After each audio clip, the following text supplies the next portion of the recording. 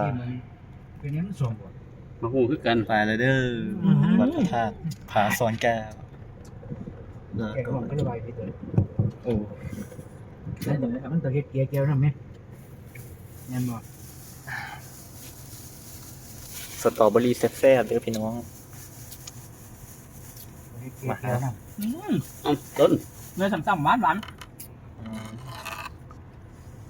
แซ่บๆ มูนไลท์ชาโดว์ติดต่อห้องพักไปมึงมันเห็นของน้อยๆ อั นึ น ง นี้ วะ คือหวานบาน มันเห็นของน้อยๆติดกันกินพื้นที่ เพราะ นะ นี่คือหวานบาน นี่นะ บ้านปูยานี่นะมัดกลางกาดนี่พื้นที่เพราะงานต่ำพื้นเลยหนาพาเลย แอบฝนอยู่มานอนนี่สไลด์ลง นานี่ไข่เนาะหนาหนาวนี่เนาะแพงถือเด้อ ขึ้นแล้วครับ 2,500ครับ โอ้ยแซ่บ ก็ห้อง ต่อห้อง แซ่บพี่น้องแซ่บ เอาทันที ราคาปกติเลยครับธรรมดากับ1,800โลซีกัน คือไม่กินได้มาเสียนั่งเบิ่ง พูดทางเขามาเอาไหน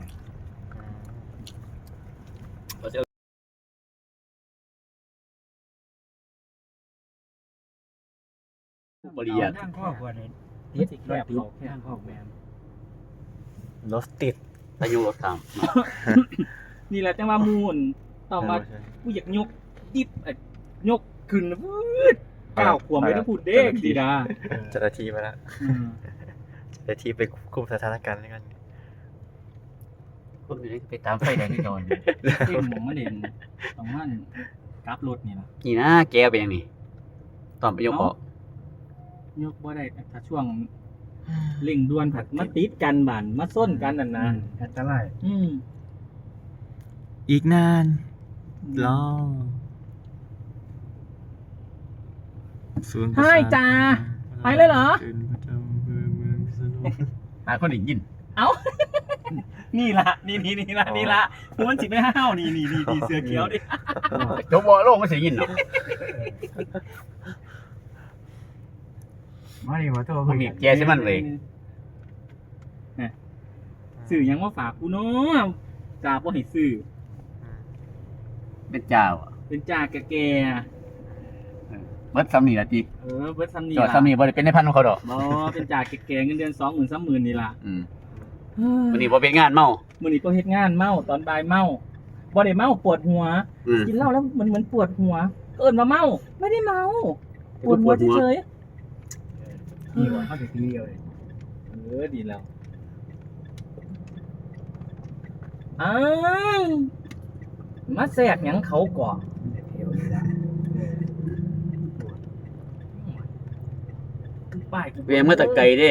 ป้ายกูบนเด้อ บ่ได้เกรงใจอยู่นิดที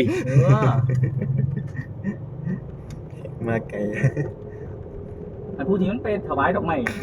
นั่นวะดอกไม้นะพระพูดจังเลยวะ โอ้ตัวหมูน่ะ เออ เอาตัวหมูไปให้กับเมียมันน่ะ ป้า ตาอันบ่เจ้าเดียวโมโหแล้ว สถานหลักเมืองเวียงจันทร์ อัน โอ้ นี้ วังจันท บ้าง ร์ จันท วังจันท ร์ ร์ บ้างเก่าของพันนเรศวร วังจันทร์ เฮ้ยลุกไปเฮ้ยฮ้อนเลยเฮ้ย มาอยู่แถวนี้จัก ลุกมาแล้วอันนี้วัดต้องเที่ยวอีกต้องเที่ยวอีกไอ้วัดนางพญา ต้องเที่ยว มา พระนางพญา ก็เห็นแล้วบ่นี่ อันนี้วัดนาง อันนี้วัดลาด นี่แหละวัดใหญ่พุทธชินราชเสียงดังนั่น โอ้ที่แม่นที่จะมาเลยผมไม่เรียนดีๆเลย แหมเห็นทากับหูได้ยินเห็นทาครับกับหูได้ยินเที่ยนนั่น รู้ว่าชั้นเอตอนนี้ จอดทันค่อยจอดทันจอด ที่จอดรถตึกโอ้ตายฮะโอ้แกโรงพยาบาลตัวนี้ พี่เป็นทางแก๊ส ฮะ พี่เป็นทางแก๊ส เคยทำแก๊สโอ้มาทางแก๊สเลยพี่มาทางแก๊ส ถอยหลังเขาบอกว่า แม่นครับ ต้นโพหมดมอง ลานจอดรถขี่ตามหลังมาเมื่อกี้นี่แหละลานจอดรถประตูหนึ่งฮะอะไรนะ นี่จอดแล้วนี่ ข้างต้นโพนี่ เดินมา ข้างรถตู้คันใหญ่ จอดด้านหน้าได้อยู่สิบางทีพลาดจอดนะ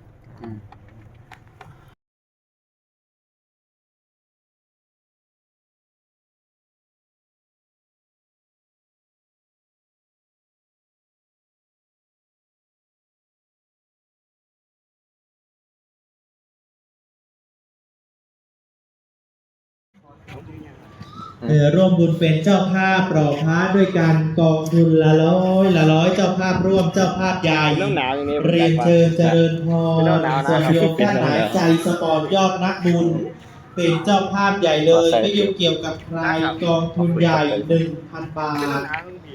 เดินแจ้งความ ๆอากาศมันชื้น ขอรับเป็นเจ้าภาพที่ลูกค้าได้เลยจ้า ถอดเกิบจ้าถอดเกิบจ้า ฝากลงด้วยร่วมด้วยช่วยกันเจ้าภาพรอพระยังรออยู่จ้า ถอดเลยแล้วก็จะถอดเลยถอดนี้ดีกว่า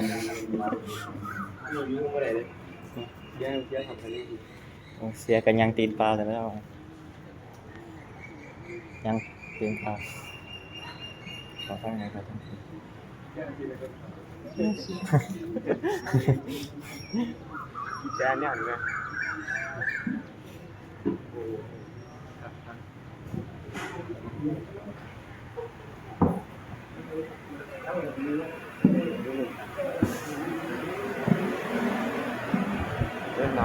เสียแล้วเจ้าวัด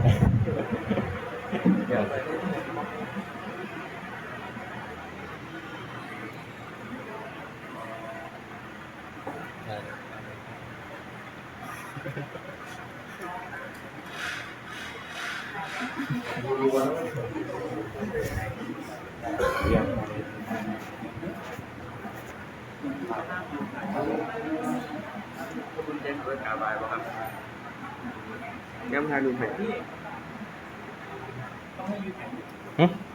ห้ามยืนถ่ายรูปนั่งถ่ายรูปนะ ยินหมดเลย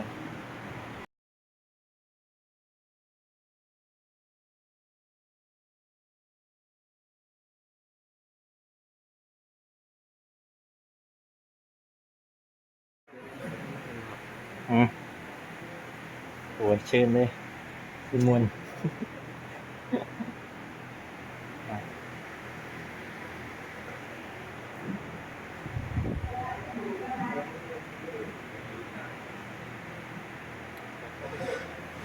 ได้กับมา10 เบิร์ด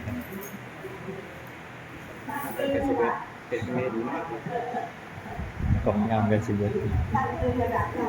เอาไม่กี่เบิร์ด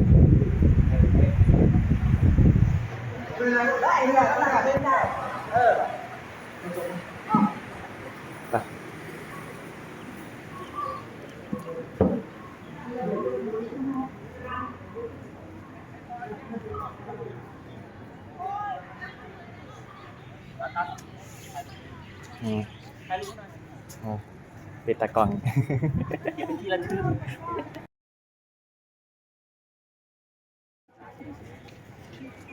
ไปอยู่ทางไหนไปดูดูที่ไทยให้นี่ดูถ้าไปอวดตุ๊กหน่อยเร็วอย่าเร็วยี่ดี ถอดไว้เอ็นแล้วบอก ไปบ่ไกลนะ เอาเดินเลยเชื่อนิ่งเพราะว่าปกติไปนี่ก็สิได้ไปรอเย็นว่างั้นครับ เอาเดี๋ยว หน่อยก็รู้ว่าหน่อย30นี่หน่อย จนหอดมืดติดจดยังจำบ่ได้ว่าเอ้ามันอยู่ฟังนี่ซะบ่บ่มืดก็แล่นขึ้นโลกนอนผิดทาง